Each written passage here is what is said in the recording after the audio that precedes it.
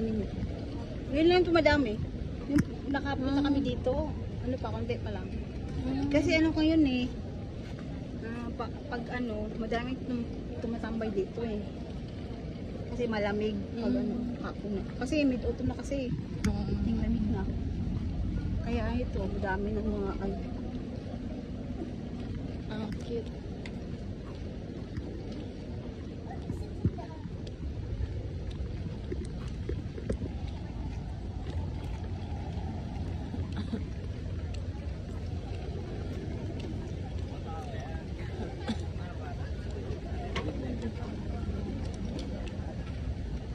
Kasi pag madami-dami na kami, mag-ano na ng sarili talaga.